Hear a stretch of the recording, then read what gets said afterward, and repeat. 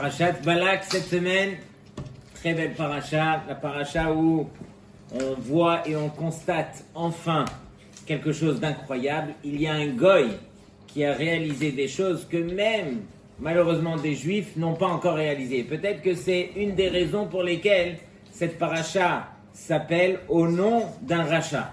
Balak, comment est-ce qu'on a pu appeler une paracha de la Torah au nom d'un rachat pareil qui s'appelle Balak? J'ai vu aussi, c'était pour faire la différence entre Balak et Bilham, puisque Balak, lui, piv velibo shavim, c'est-à-dire qu'il était intègre.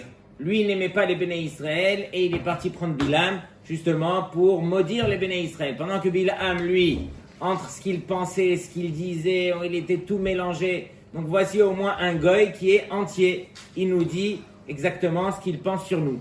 Et donc, voici que ce goy, qu'est-ce qu'il a compris?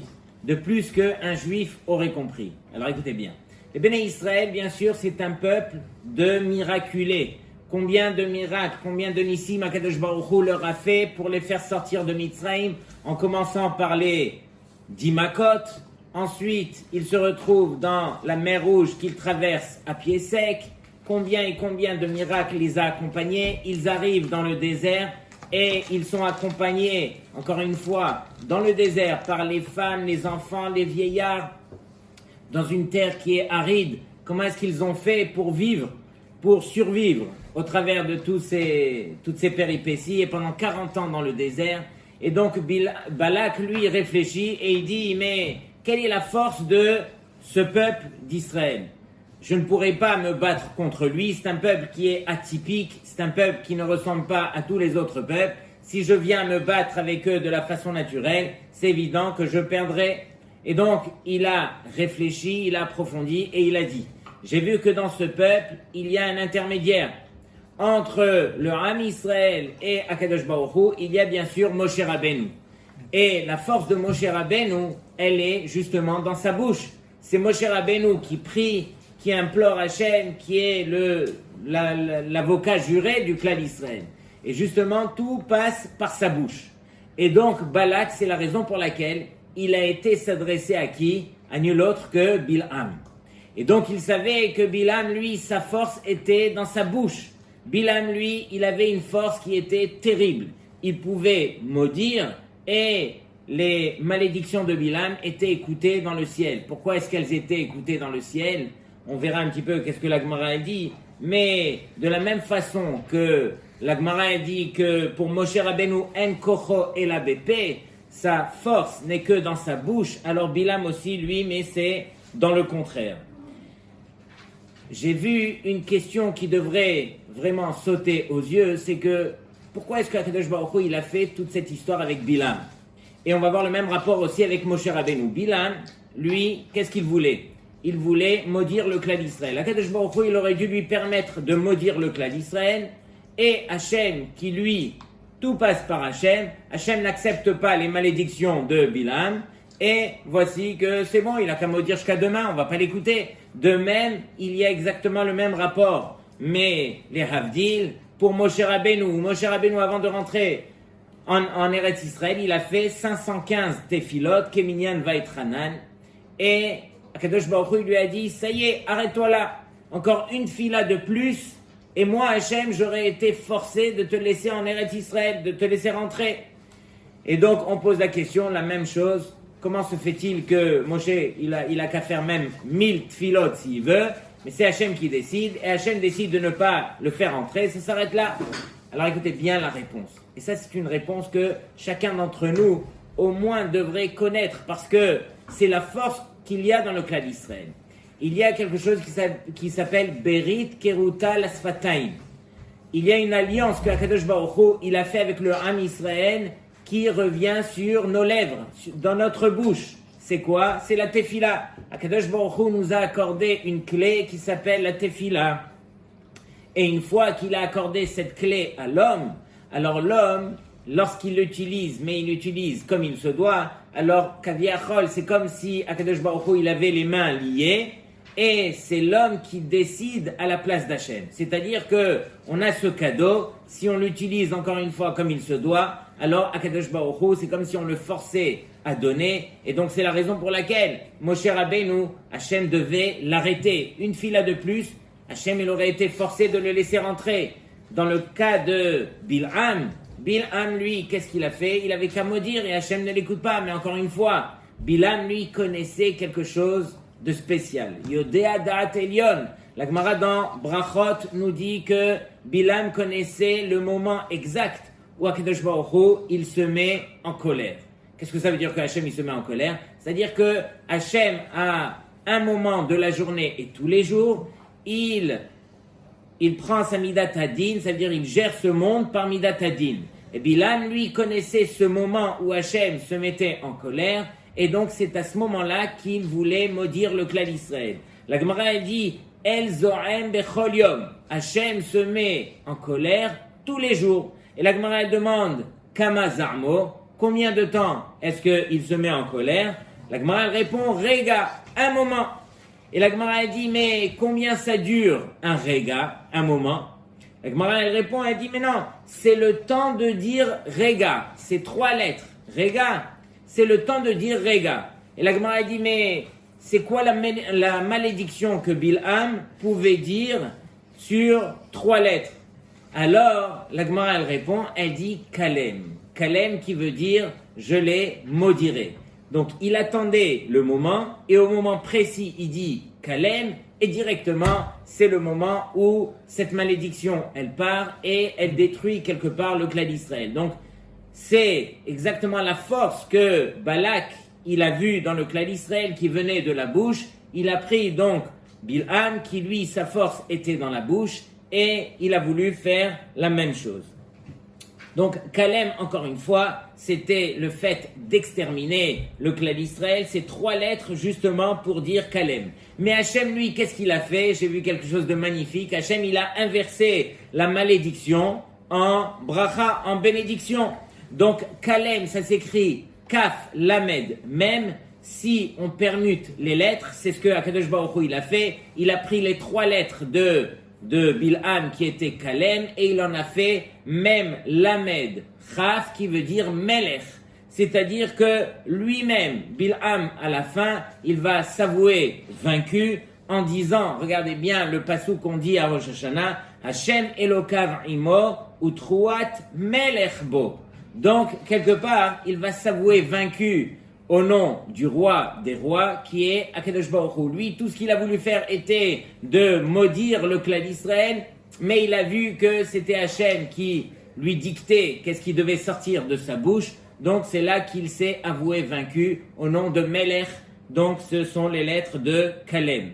Et ce qui est vraiment étonnant dans toute cette paracha, c'est que la démarche de Bil'am, elle est des plus bizarres. On parle ici de quelqu'un qui parle avec Hachem. Akadosh Baruch Hu, il dit dans le Midrash que chaque chose que Hachem planifiait de faire sur terre, il le dévoilait à Bil'am. Imaginez la dimension de Bil'am. Et justement, pour ne pas que les peuples, les goïms viennent à dire « Ah, vous avez un prophète comme Moshe, mais nous, qui on a eu? Voici qu'on vous a accordé Bil'am, et qu'est-ce que vous en avez fait ?» Et donc, voici que ce même Bil'am, alors, Akadosh Baruch Hu, il lui dit, Lo telech imahem, ne va pas avec les envoyés de Balak, Lo taor et ta'am, je te demande de ne pas les maudire, Ki Baruch Hu, car Baruch Hu, c'est un peuple qui est béni. Et voici que Rashi dit sur ce verset, Rashi ramène le Midrash. Regardez bien le Midrash magnifique, Amarlo, Akadosh Baruch Hu, il lui dit, écoute, l'otelechimaim, ne va pas avec eux. Bil'am lui répond, il lui dit, mais imken, akalelem bimkomi. Alors, ok Hachem, je ne vais pas avec eux, mais permets-moi de les maudire depuis ma place. Donc lui, il voulait les voir de loin et les maudire. Voici que Hachem, il lui dit, non, l'otaor et ta'am, ne maudis pas ce peuple. Amarlo, voici que Bil'am, il lui répond, imken, avarechem, alors permets-moi de les bénir. Et Amarlo, Hachem il lui dit, Enam tzrichin lebirchatecha. Ils n'ont pas besoin de ta bracha, ki varuch hu, car c'est un peuple qui est déjà béni. Et sur cela, Rashi ramène le machal d'une dvora, c'est une abeille, et Rashi dit lo medoufcher velo me'ukter. Donc on s'adresse ici à Bilham, et écoutez bien ce que le machal dit. Il dit, c'est comme si on disait à l'abeille, je ne veux ni ton miel, ni ton dard. Et donc, pourquoi? Parce que Bilham, lui, qu'est-ce qu'il a demandé? Il a demandé au début de les maudire. Il a vu que Hachem ne lui permettait pas, alors permets-moi de les bénir. Et sur cela, on va poser 3 questions. C'est quoi cette conduite de Bilham? Au début, tu veux les maudire, et ensuite tu changes d'avis, il y a un switch dans ta tête. Ok, alors Hachem, permets-moi de les bénir. Deuxième question, pourquoi est-ce que Hachem n'a pas accepté la bénédiction de Bilham? Laisse-le les bénir, si déjà. Je veux dire, il y a quoi de mal dans la bénédiction de Bilham? Troisième question. Alors on a dit, c'est le machal avec l'abeille pour laquelle on dit, je ne veux ni de ton miel ni de ton dard. Ce n'est pas vrai. Qui c'est qui veut pas du miel doux de l'abeille? Pourquoi est-ce qu'on dit, je ne veux ni de ton miel ni de ton dard? Alors écoutez bien, comment on va expliquer cela? Quelle est la réponse? C'est qu'il faut savoir que la bracha des Rechaim, alors, c'est quelque chose de très très néfaste pour les tzadikim. C'est-à-dire que, à la limite, ça ressemble même à une malédiction. D'où est-ce qu'on apprend cela? Écoutez bien. On sait que Rivka Imenu, elle était stérile pendant 20 ans. Et voici que son mari, Yitzhak, n'a fait que prier. C'est marqué Vayatar, Yitzhak, Lachem nenochach ishto ki akarahi. Voici que Yitzhak s'est mis à prier pendant des années pour que Rivka tombe enceinte. Et pourquoi Béhémet, alors Rivka était stérile? Écoutez bien, c'est que Rivka, son frère à elle, n'était nul autre que Lavan le rachat.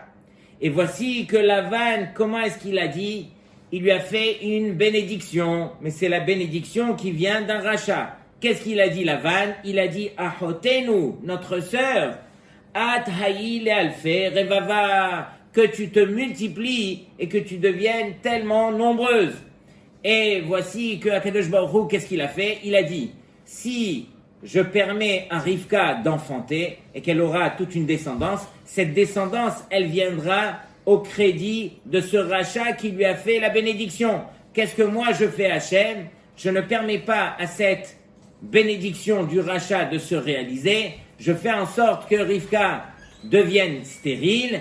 Et justement, Rivka, elle obtiendra sa descendance par la tfila du tzaddik, par la tfila de son mari Yitzhak, et non pas grâce à la tfila de son frère, le rachat, qui s'appelle Lavan.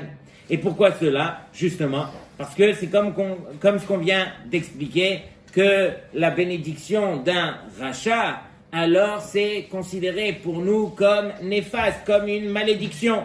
Et donc ici, c'est exactement ce qui s'est passé avec Bilham, où Bilham, lui, qu'est-ce qu'il a voulu? Il a voulu maudire, et Hachem, il lui a mis le contraire dans sa bouche, il lui a mis uniquement des brachot, et le Midrash, il dit, écoutez bien ce Midrash, le Midrash, il dit, Vayasem Hachem davar bepiv Bilham. C'est-à-dire que Hachem, c'est Hachem qui a mis les mots dans la bouche de Bilham. Bilham, lui, ne connaissait pas ces brachot qui allaient sortir de sa bouche. C'est Hachem qui les lui a mis dans la bouche.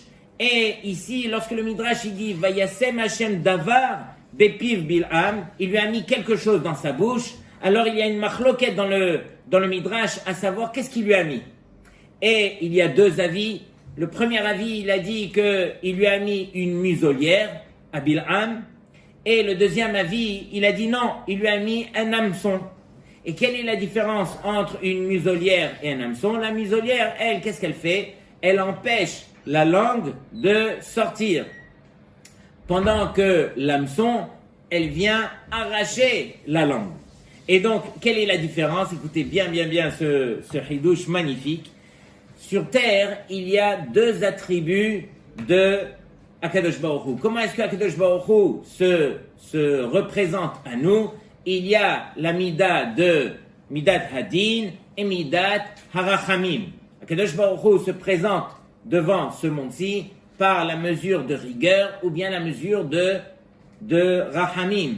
Et voici que les noms d'Hachem représentent ces attributs. Dans la Midat Hadin, regardez bien, c'est le nom Elohim. Le nom Elohim qui représente la Midat Hadin, c'est comme ça qu'on appelle Hachem. Mais la Midat Rachamim, on va employer le nom d'Hachem, Yudke Vavke. C'est ça le nom d'Hachem qui représente les Rachamim. Maintenant, faites attention. Dans le Yudke Vavke, si je prends uniquement le Yudke, qui est aussi un nom d'Hachem, alors dans le Yudke, c'est Midat Hadin. Et le contraire est vrai aussi dans Elohim. Si je prends uniquement El dans Elohim, ça c'est Midat Harachamim. Donc vous avez Midat Harachamim dans Midat Hadin et vous avez Midat Hadin dans Midat Harachamim. Et c'est exactement ce que Bil'am il a sorti de sa bouche. Regardez bien. Bil'am il a dit à la fin Ma'ekov lo kavoel. Sous-entendu, lorsque Bil'am est arrivé, lorsque Balak, est arrivé chez Bil'am à la fin, et que Bil'am, lui, il a dit des bénédictions à la place des malédictions, Balak vient se plaindre et il lui dit, mais moi, tout l'argent que je t'ai promis, c'était uniquement parce que tu allais maudire, et voici que tu as sorti des bénédictions, tu t'es moqué de moi. C'est là que Bil'am, lui répond, il lui dit, Ma'ekov lo kavoel, qu'est-ce que j'aurais pu faire? Lo kavoel, Hachem ne m'a pas permis. Elle, comme on a dit, c'est Midat Harachamim. C'est Hachem qui décide. Uma ezrom lo za'am Hachem. Et qu'est-ce que j'aurais pu faire aussi? Lo za'am Hachem. Hachem n'a pas permis, mais là-bas, le Hachem, c'est marqué un Yudke Vavke. Sous-entendu qu'au début, alors on a mis une muselière dans la bouche de Bil'am. C'est bien sûr une image pour dire que lui, il aurait voulu dire Elohim, qui était la Midat à Din, mais comment Hachem il a transformé dans sa bouche? Il a dit Lokavo El. Elle fait référence à Midat Arachamim. Donc c'était la muselière qui ne lui a pas permis de dire Elohim, qui s'est arrêté à elle. Pendant que après, il aurait voulu dire, au contraire, il aurait voulu dire, au lieu de dire Yudke Vavke, il aurait voulu dire uniquement le nom de Rachamim, le nom de Din d'Hachem, et voici que Akadosh Baruch Hu, il lui a étendu la langue pour dire Yudke Vavke. Donc encore une fois, tout ça pour montrer que Bil'am, lui, tout ce qu'il voulait, c'était justement sortir une malédiction et quelque part se battre contre la volonté d'Hachem. Maintenant écoutez bien, Bil'am Haracha, lui, il savait que toute sa force, c'était justement dans sa parole. Et la Gemara dans Makot, elle nous dit, Mina Torah, ou Mina Nevi'im, ou Mina Ketuvim, des trois endroits dans la Torah, Bederech She'adam Rotze, la Lechet Ba, Molichin Oto, que dans le chemin où l'homme, il a envie de se tracer, c'est là qu'il est motivé, c'est là qu'il a envie de faire, alors Akadosh Baruch Hu, il le pousse, il aide. Habalitaer Mesayeinoto, Habalitame Potrinlo. Celui qui vient pour se purifier, alors on va l'aider. Celui qui vient pour s'impurifier, alors on va lui ouvrir. C'est-à-dire qu'ici, on n'empêche personne de choisir le chemin qu'il a envie de choisir. Et donc, tout ça, c'est que finalement, on voit ce Bil'am arriver et dans le chemin, il rencontre, c'est pas lui qui rencontre, son ânesse rencontre l'ange. Et voici que Bil'am, lui, ne voit rien pour l'instant, et son ânesse, elle commence à dévier du chemin, il la frappe une première fois, remets-toi plus droite, et ensuite, on voit que l'ange se met de l'autre côté, elle est obligée de se pousser encore une fois, et elle presse le pied de Bil'am contre le bord du mur, et il la frappe une deuxième fois, et voici que là, l'ange se met vraiment sur la route, il ne permet plus à l'ânesse d'avancer, et là, voici que l'ânesse s'arrête, et elle, bien sûr, elle s'accroupit, et il y a Bil'am par-dessus, et là, il lui dit, écoute, si j'avais une épée, je t'aurais tué sur place. C'est la troisième fois qu'il a frappé. Et voici que, juste à ce moment-là, Vaïftah Hashem et Piaton. Écoutez bien, c'est quoi l'histoire? Vaïftah Hashem. Hashem, il a ouvert la bouche de l'ânesse. Imaginez Bil'am qui voit son ânesse maintenant qui a la bouche qui parle, et Agav, en passant, celui qui sera parmi nous ce Shabbat. Alors, bien évidemment, on fera un cours spécial, parce qu'il y a 3 parachiotes qui se suivent dans la Torah. Il y a Korach, Hukat et Balak, où là, il y a 3 pi qu'on voit dans la Torah. Dans Parashat Korach, il y a pi haaretz, la bouche de la terre qui s'est ouverte. Ensuite, dans Hukat, il y a pi habe'er, la bouche du puits qui s'est ouvert. Et ensuite, dans la Parashat de Balak, voici qu'on voit pi haaton. Et on sait que ces 3 pi, ces 3 bouches, elles ont été créées. C'est pas les bouches qui ont été créées. La possibilité à cette bouche de s'ouvrir et de parler ou de faire tout ce qu'elle devait faire, alors elles ont été créées au moment du Shabbat de Bereshit. Quand Hachem il a créé le monde, Erev Shabbat Ben Hashmashot, il a créé ces 3 choses-là. Et ces 3 choses viennent réparer 3 midot qui sont à l'intérieur de chacun d'entre nous, malheureusement, sur lesquels on se doit de travailler. Il y a la kin'a, il y a la ta'ava et il y a le kavod. Chacune représente justement chacune de ces midot. Je ferme la parenthèse, donc on verra tout cela, Be'ezrat Hashem. Tout ça pour dire que si maintenant Bil'am, il entend la bouche de son ânesse qui parle, alors bien sûr, à ce moment-là, Akadosh Baruch Hu, il lui a permis aussi de voir l'ange. Et là, il a eu très très honte. D'une part, il a reçu le reproche de son ânesse qui lui dit « Mais quoi ? Tu étais prêt à me tuer, moi qui a toujours été à ton service, jour et nuit. Jour, tu me chevauchais, nuit, j'étais ta compagne. » Et voici que Bil'am, lorsqu'il ouvre les yeux et que là, enfin, il voit l'ange, il a compris qu'est-ce qui s'était passé avec l'ânesse, pourquoi est-ce qu'elle déviait du chemin. Et donc, il a vu combien est-ce qu'il était petit. Même son ânesse arrivait à voir des choses qui le dépassaient à lui. Et donc, ce que j'aimerais partager avec vous, c'est comment est-ce qu'un homme d'une dimension pareille, qui parlait avec Hachem, qui connaissait la vérité, Yodea Da'at Elyon, il connaissait la volonté du Créateur et qui arrivait à se baisser à ce niveau. Comment est-ce que, on peut arriver à des choses pareilles? Il faut savoir qu'encore une fois, la Torah nous parle à nous, elle ne s'adresse pas à Bil'am et on est en train de se moquer de lui, au contraire.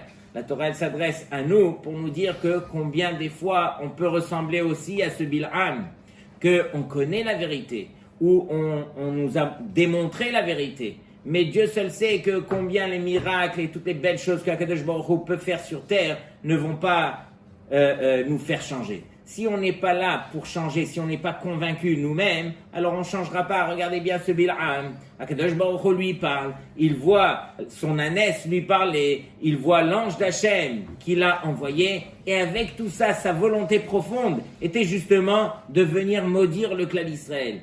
Il avait quelque chose qui dépassait même sa tête, qui était cette ta'ava pour l'argent que Balak voulait lui accorder.